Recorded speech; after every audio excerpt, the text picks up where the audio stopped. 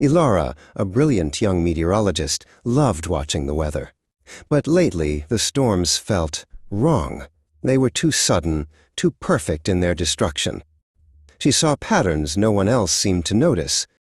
She saw a storm form over the Sea of Vesperia, a storm that should have dissipated. Instead, it grew, a perfect circle of fury aimed at the agricultural heartland of the rival nation of Xylos. It was a once-in-a-lifetime event, happening just as a trade dispute began. Ilara's old mentor, Dr. Eris, had warned her.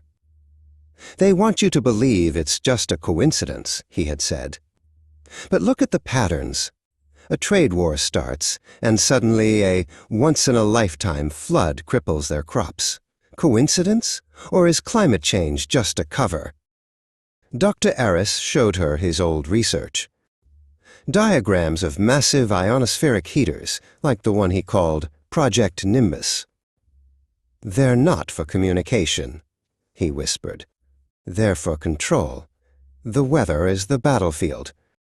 Driven by a need for proof, Ilara followed a trail of coded data to a remote, hidden facility in the mountains. The sign on the gate read, "Atmospheric Research." But she knew the truth was far more sinister. Inside, she saw it, a massive, humming array of antennas and transmitters, glowing with an eerie blue light. She watched as technicians adjusted dials and a storm began to form on the monitors, a storm they were creating with their own hands. A cold voice came from behind her. "You have a choice to make, Miss Ilara," said Director Thorne. "This is not about destruction. It's about stability. We control the weather, so they cannot. It is a necessary evil." "But what about the people?" Ilara cried. "The floods, the droughts, they are real. You are hurting innocent people to win a war they don't even know they're fighting."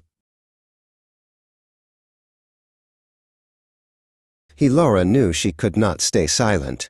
She secretly copied the data, the blueprints, the proof. She sent it all to a trusted journalist, a woman who had always sought the truth, no matter the cost. The world was about to learn a terrible secret. Natural disaster or manufactured crisis. The choice was no longer theirs to make. It was a choice they would have to face.